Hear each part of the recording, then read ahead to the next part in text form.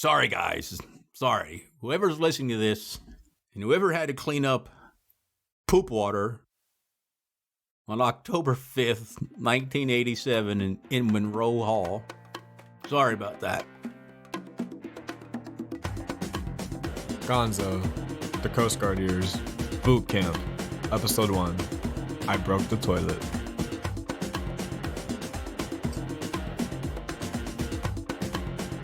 So my Coast Guard journey began on the morning of October 5th, 1987. I had graduated in June of 87 from Fauquier High School, which is located in Warrenton, Virginia. For those of you from Warrington, you know it's pronounced Warrington, even though it's spelled Warrenton. Anyway, like anybody cares about that.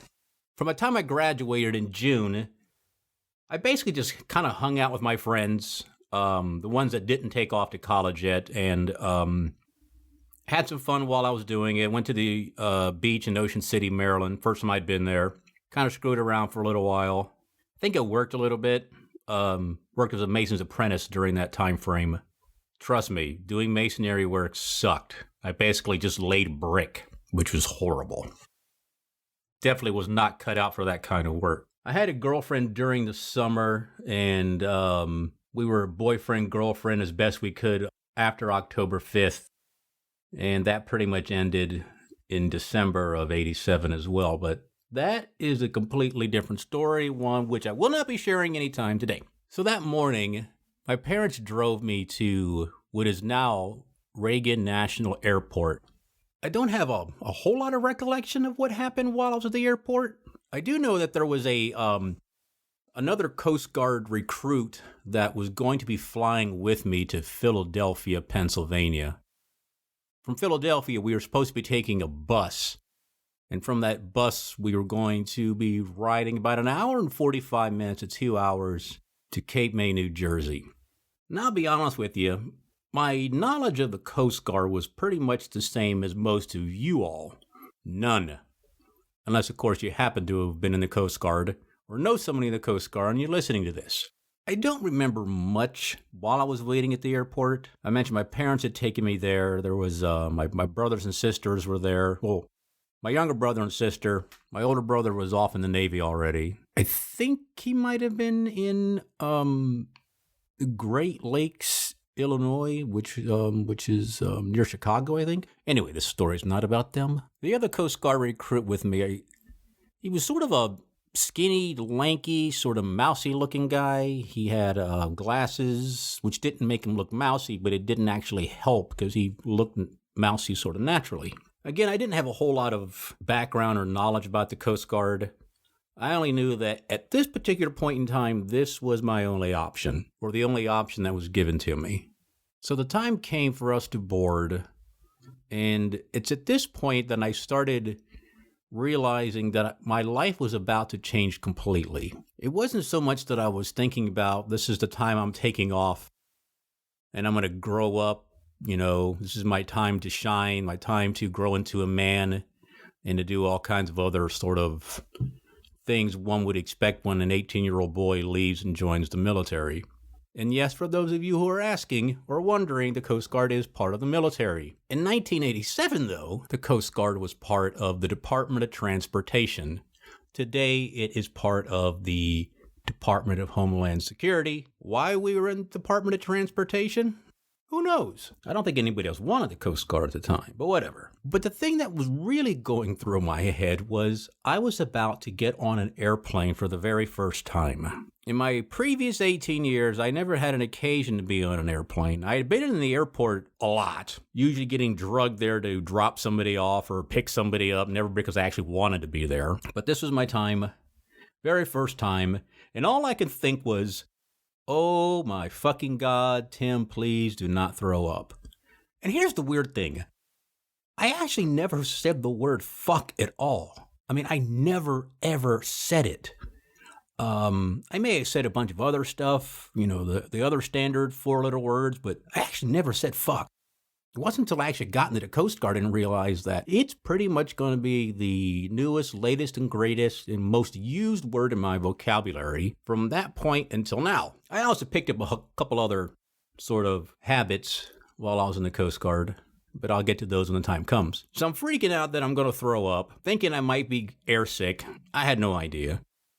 My mom had this really great way of reminding you that you might get airsick and you might throw up, and telling me where the airsick bag was and make sure I looked for it just in case I got airsick and I threw up and all that kind of stuff.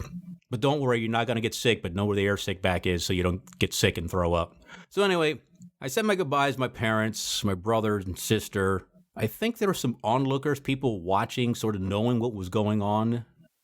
Maybe not. Maybe it's my imagination.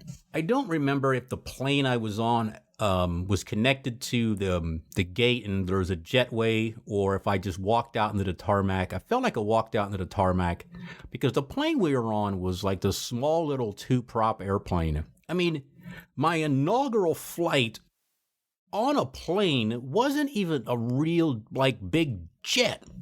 It was a two-prop airplane. Now, granted, we were only flying to Philadelphia, and because I hadn't traveled a whole lot, I mean, if I did travel, my parents always drove. So my recollection of, or understanding of distance and stuff was pretty much zero. I didn't realize that the flight to Philadelphia was so short. But anyway, me and Mousy Boy get on the airplane, and I'm looking around, no clue what was going on. I do remember my first sort of impression was, this is a really small airplane.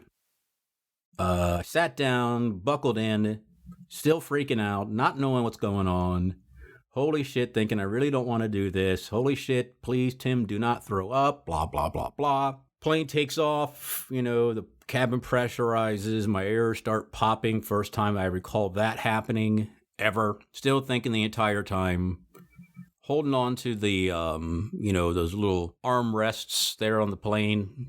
White knuckling it, butthole all puckered up. The entire time thinking and breathing, Tim, please do not throw up. Please do not throw up. Please do not throw up. I think I tried to sleep. I know there was probably a zillion other things going through my head at the time. As it turns out, everybody, I am actually not prone to getting airsick. We landed in Philadelphia, no fuss, no muss. I don't remember how exactly we got to, like, the Coast Guard lounge waiting area, but we did. Me and Mousy Boy. We get to our spot, we're told to wait, and that at some point during the evening, more people will show up, the bus will arrive, and then we'll hop on the bus, and we'll be on our merry way to Coast Guard Training Center, Cape May, New Jersey. Fast forward a few hours.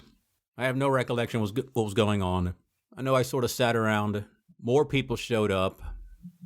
Somebody dressed in sort of, a bus driver's outfit, walked out into the middle of, like, the lounge area and told us it was time to go.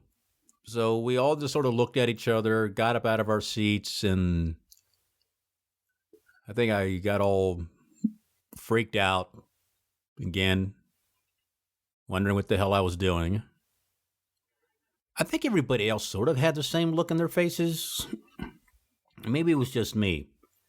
But I remember sort of climbing onto the bus, putting my gear underneath before I actually got on the bus. And just like in high school, you know how all the cool kids always sat in the back? Well, in this particular case, all the people that thought they were cool went straight to the back. And these were the older people like in their early 20s, it looked like. I thought I was mostly cool, so I went like 3/4 of the way back. I remember looking at some of them and listening, or trying to listen to some of their stories without actually acting like I was listening, but you know how that is. Some of the folks were actually still wearing their high school Letterman jacket. Like, this made them cool. I hated jocks in high school.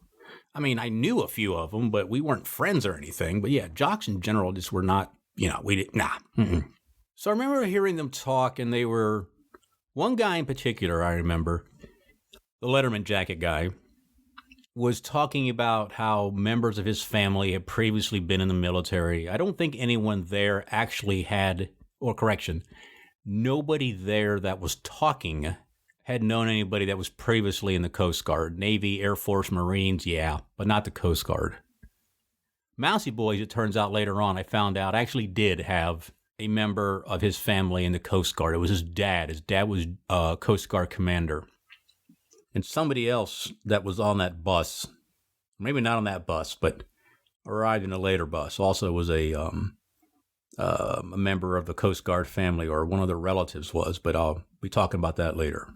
But anyway, so these guys are sitting there talking and acting like they're, king shit. The Coast Guard boot camp was going to be a breeze, just acting like they knew everything that they needed to know.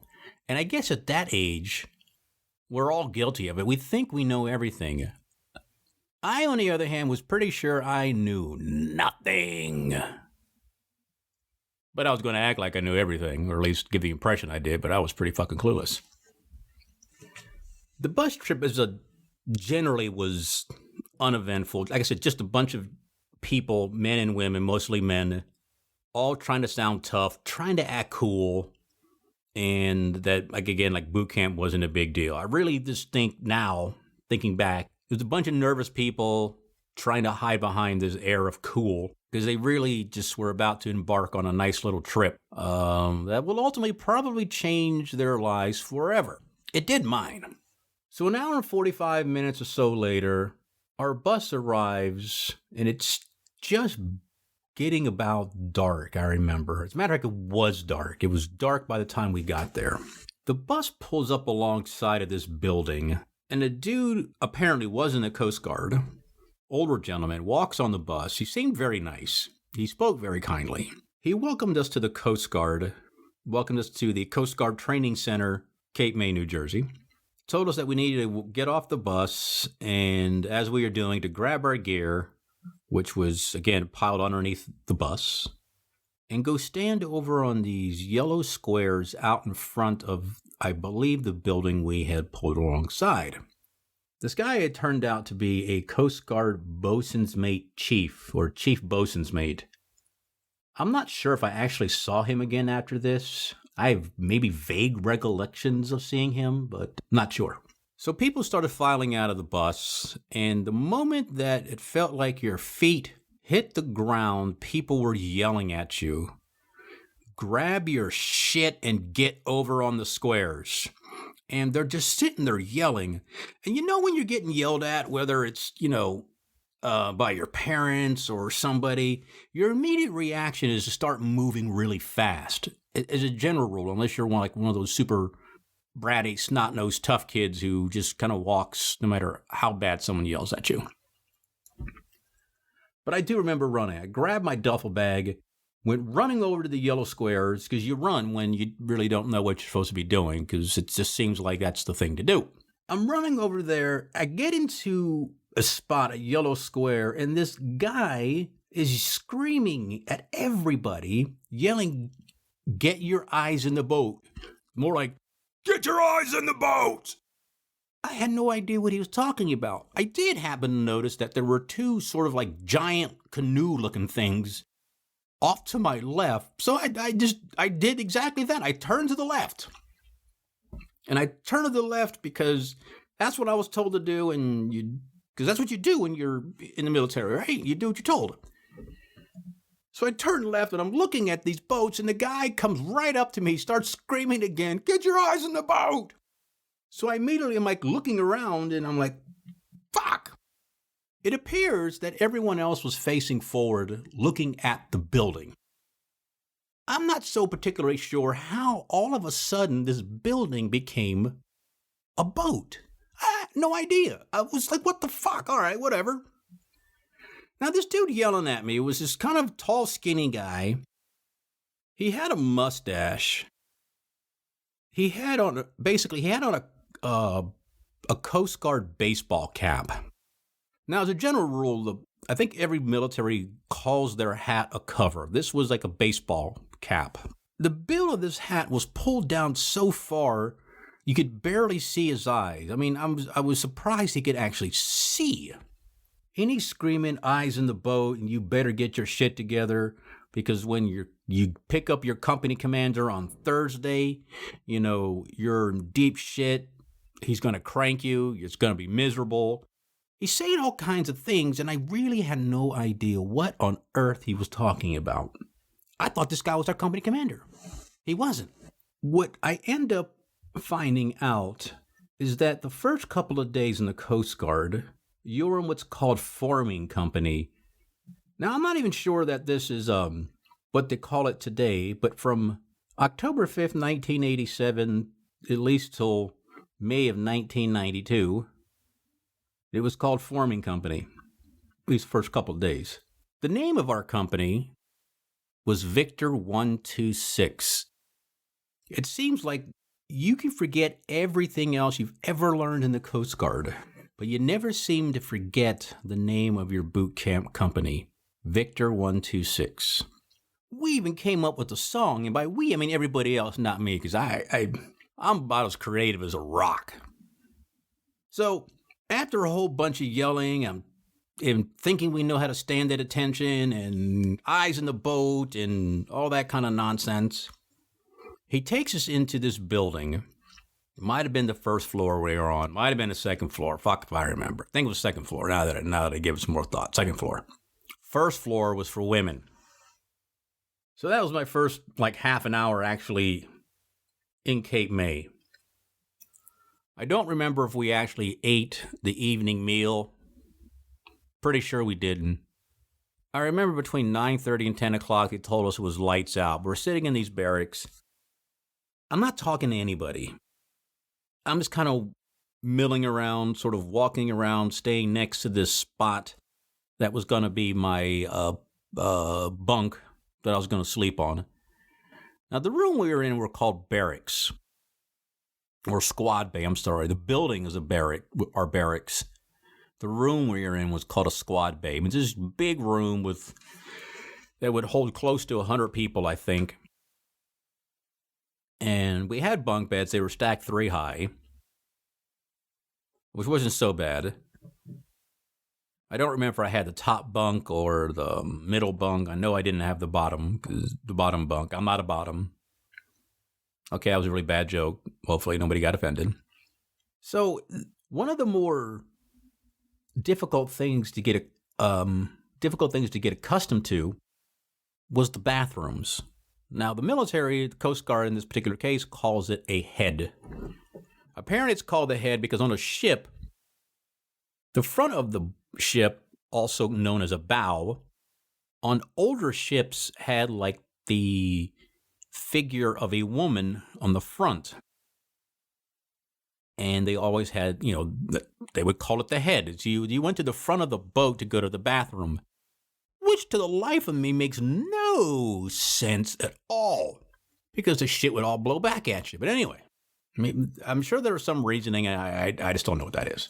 So these bathrooms, the head, they had, 4, 5, 6 sinks, maybe 3 or 4 urinals and 4 or 5, stalls to go poop in. Now, the crazy thing about these stalls is that they didn't have a fucking door. No door. Why is there no door on these stalls? My immediate impression was that maybe they did it so people wouldn't do something crazy like do drugs or jerk off or try to commit suicide in the stall. I don't know. What I did know was that I had to take a poop, and I wasn't going to be able to go poop while people were watching. Now, I grew up in a house with 6 people. My parents, older brother, me, younger brother, and sister.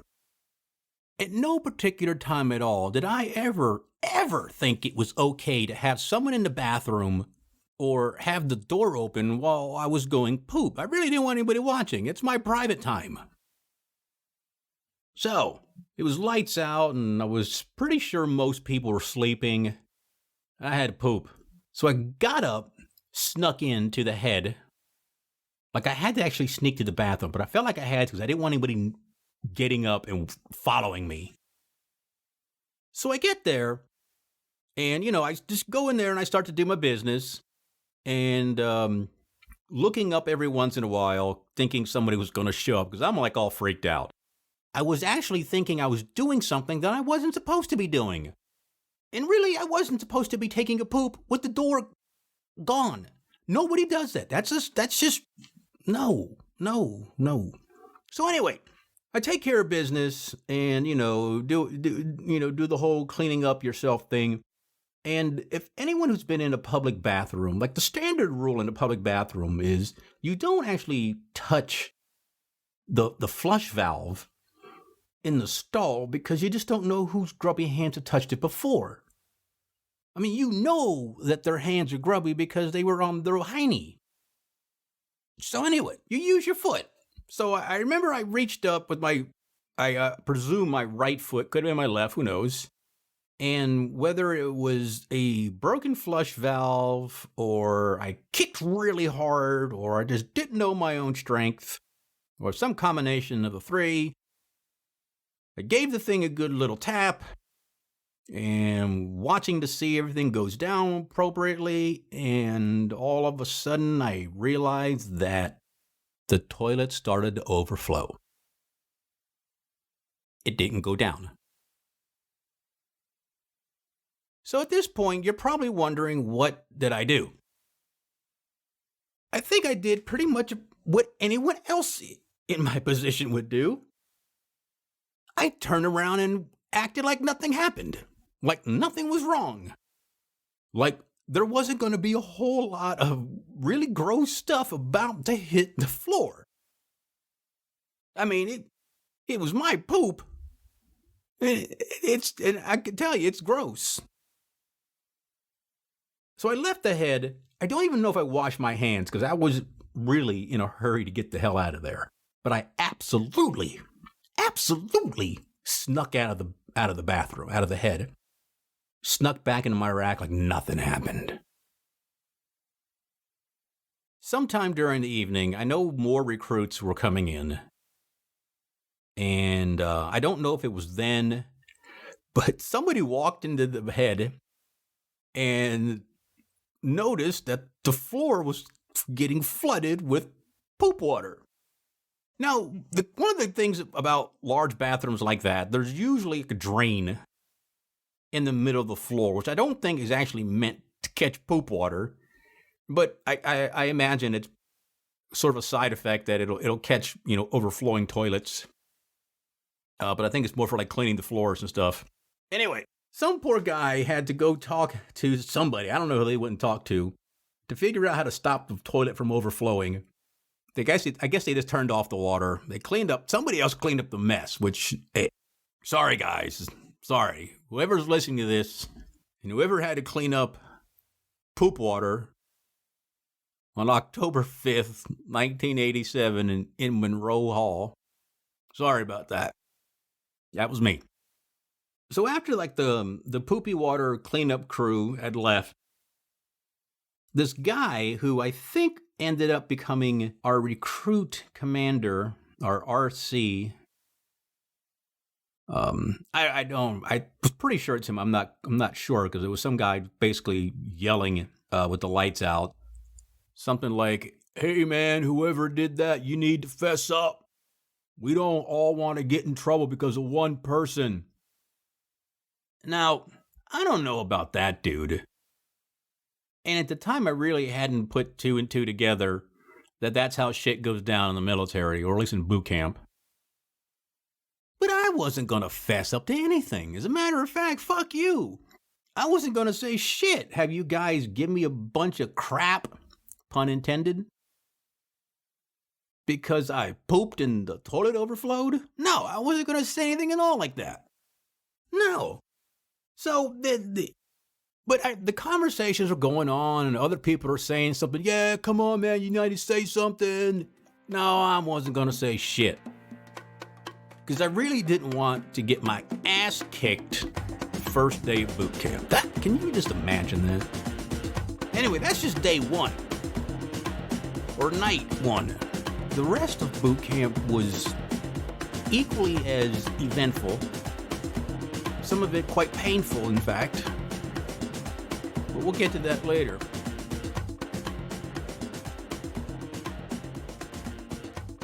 You've been listening to Gonzo, the Coast Guard Ears, written and produced by Tim Gonzalez, and I'm Nicholas Gonzalez. Join us next week for another episode of Gonzo, the Coast Guard Ears.